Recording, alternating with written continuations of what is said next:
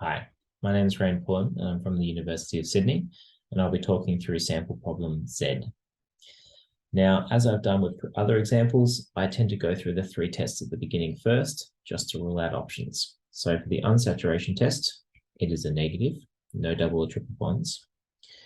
For the oxidation test, it is also a negative. So we can rule out primary, secondary alcohols, we can rule out aldehydes.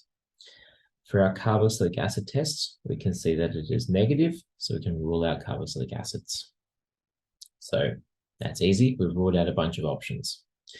As I've done elsewhere, I'm going to skip IR and mass spec, and I'm going to move down into carbon and proton NMR to kind of get a bit of a feel for what the structure is, and then I'll come back to confirm things with mass spec and IR. Now in our carbon NMR, we can see that we have 3 peaks. So those 3 peaks, let's label them 1, 2, and 3. And in this case, they're all kind of fairly shielded. So the most deshield of these, peak 1, is only at about 35 ppm, which immediately tells me that we probably don't have an oxygen present. So no ketones, no alcohols, because those would be much further deshielded. So there is something that is causing a certain amount of deshielding, but it's not an oxygen at least. It's about as much as we can pull apart from this, other than perhaps it's potentially a straight chain, because peak 2 and peak 3 are increasingly less deshielded, which suggests that they are further away from whatever is causing the deshielding. Now in our proton NMR, we have 3 peaks, and it is fairly similar again. It's labeled as A, B, and C. If we come down into our peak data table here, and I always like to start with C, in this case C, the most shielded example, we can see 3 protons in that environment, and it has a triplet.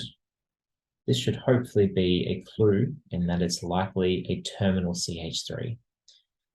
By the n+1 rule, if you have a triplet, that suggests that you have 2 protons in an environment next to it.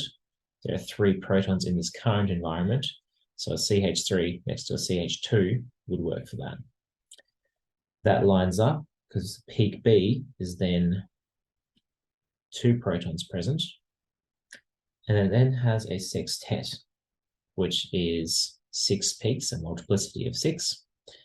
And that to me is suggesting, well, by the n+1 rule, it must have 5 protons in environments around it. 3 of them are accounted for in that CH3.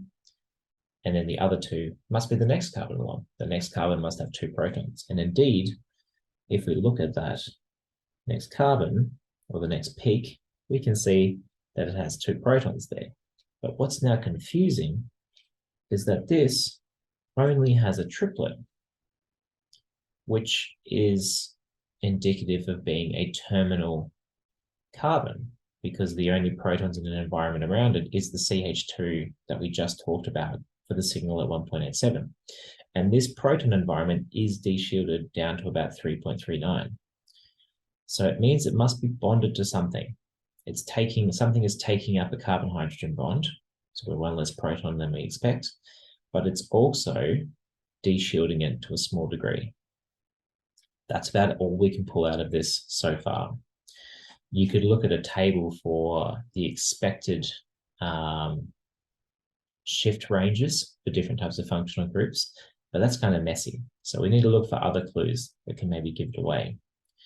We could try our IR. So we see a strong peak down here for our CH stretch.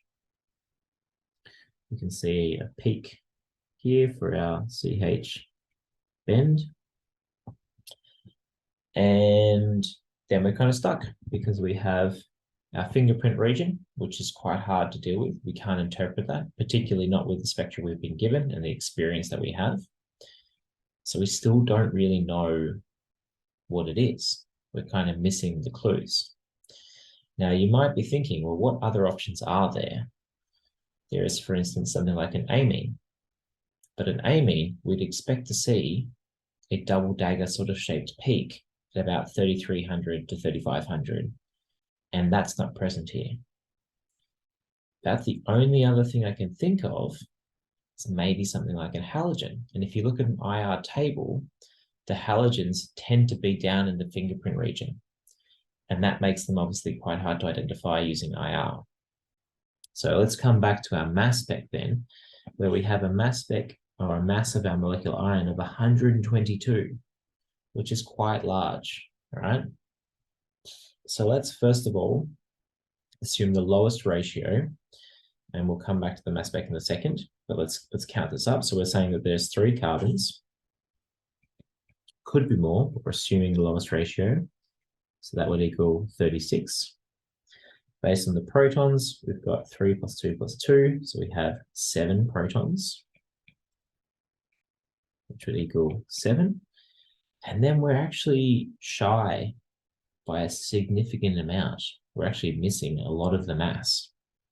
But there's actually another really important clue in this mass spec. And that's to do with the actual peak of the molecular ion itself. Now, if we look over here, we can see 2 peaks quite close to one another. And in fact, if you look really closely, right, they're only separated by 2 units. Each of those small lines is a single unit, okay? And in fact, we could label this 1, 2, 2, 1, 2, 4.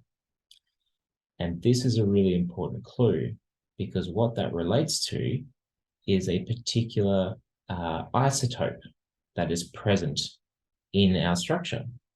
When you see something that has a 50-50 split, straight away, if I can zoom out, straight away, you need to be thinking bromine. So if you see a 50-50 split of your molecular ion peak, bromine is likely it. Bromine has 2 isotopes, 35 and 37. And therefore, that would explain the 2-unit difference between them, the 50-50. And if we add in 1 Br, I'll quickly check the mass of Br, so I forgot to do that before I did this. We can see that it has an atomic mass of about 79. And now if we add that up, we actually end up with exactly 122. So 79 is assuming that it's the 35 isotope. If it was the 37 isotope, it would be 124. But I've used the smaller because it's the more, just because it was easiest to match up with our thing there. Now, based off of that, now that we've identified, this explains the small amount of deshielding because a halogen is not typically hugely deshielding. Let's start with our CH3 to CH2 to another CH2. And then off of that carbon, we have our bromide. So we would then call this 1-bromo propane. And that's all there is to it. Thank you.